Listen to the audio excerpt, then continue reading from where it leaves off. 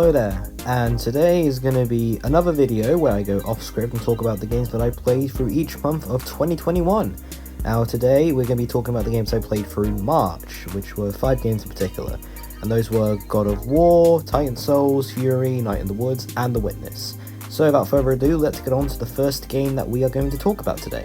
So, first up we have God of War, which I have not played any of the previous God of War games, so I was going in completely blind. Now, I knew beforehand that this was not going to be like the previous God of War games, because the others were like more hack and slash focused journey, and this was definitely not, at least I don't think so, but I'm rambling now. So, I did like God of War. I've been meaning to get it for like a very long time, ever since when I got my PlayStation. That was back like 2 years ago, I think. But I do like the entire visual design, because even though it detracts from the traditional God of War system of going from, Greek mythology, now we're going on to more Norse mythology.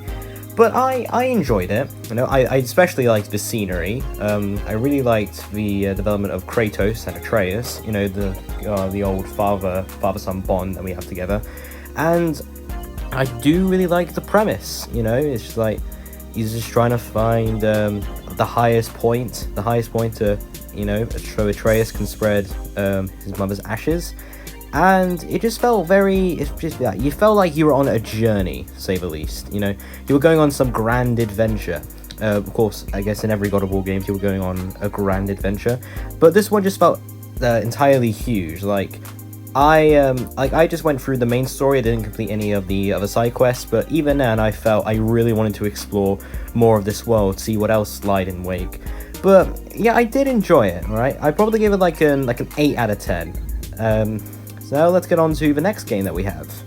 The next game that we're going to be talking about is Titan Souls, and I bought this because this looked like essentially like a 2D version of Shadow of the Colossus, which is one of my favorite games of all time.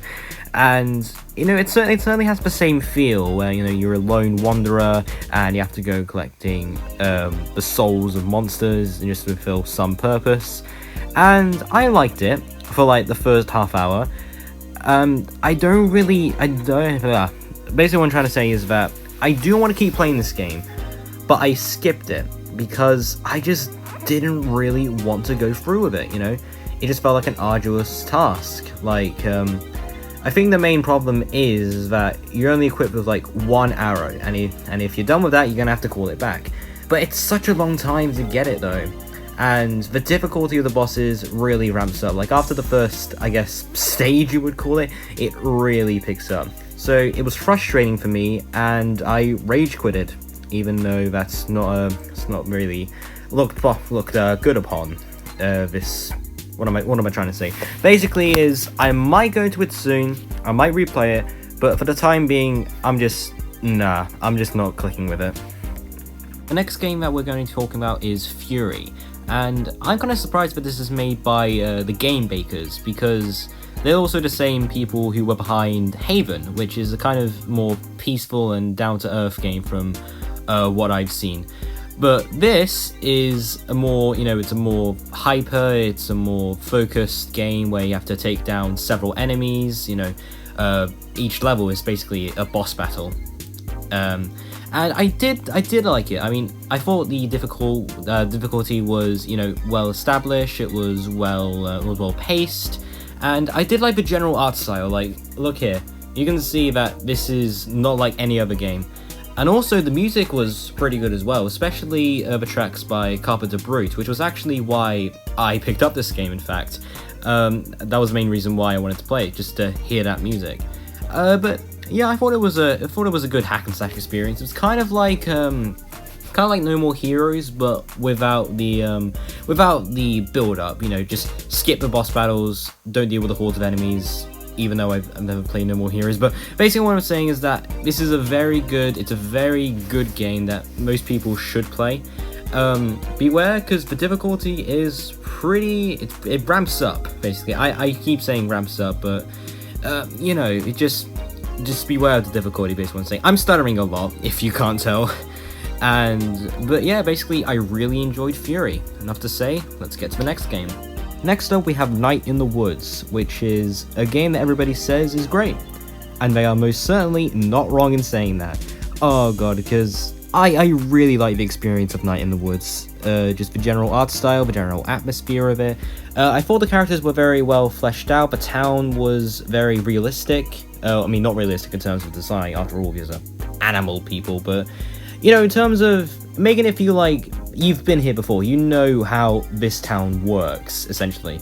And I did like the general progression of the main character, May's, how about I say, her progression through the story, you know, how her character develops as such. Like, oh, she's gone away for a while, she's reconnecting with her friends, and, you know, not everything is as it seems, you know, not everything is as it's been before. But, you know, I generally liked it. I kind of wish it expanded on some more characters, like, for example, Angus. I thought that we would, you know, get to his character, because he was one of the main characters, get more into him. But we generally got more of characters like Bea and Greg. Like, I'm not complaining, I just thought Angus was kind of more interesting than Greg to me, so I kind of wish we spent more time with him.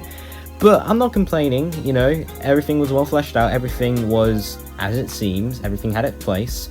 But aside from that, I really like Night in the Woods. I would recommend it to other people. Not my friend, they don't really play games like this, but I'm rambling here, so let's get into the final review. Let's wrap this video up. The final game that we're going to be talking about is The Witness, and this was certainly interesting.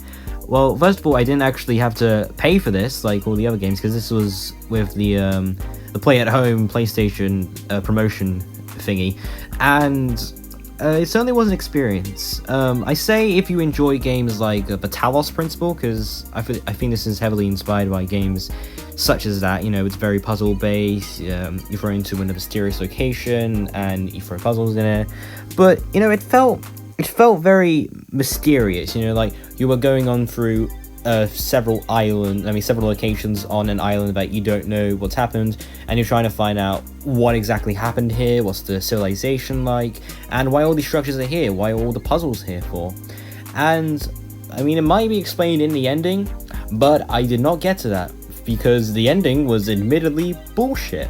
I mean, because obviously this is going to be the root of puzzle games, is like, oh, they're not going to be all easy, it's not just like, because most of the gameplay for The Witness is just connect dots to certain other places and the special rules inbound.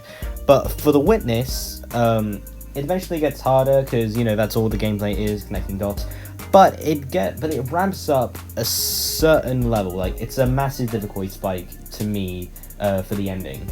And I just didn't really feel like playing it. So it was very frustrating to me, and I just didn't really like pursuing it, and I didn't really like... I think I skipped at the part where it was a time puzzle where you have to go through, you have to be in a certain time limit, or that's it, the puzzle's finished. You have to restart it. And basically, I say do play it if you like games such as the Talos Principle and whatnot, but aside from that, it's going to be very frustrating at the end. So that is all the games that I played through in March of 2021. Tune in next week, next month I say, when we're going to be going through April, and I certainly have some games lined up for that, so stay tuned.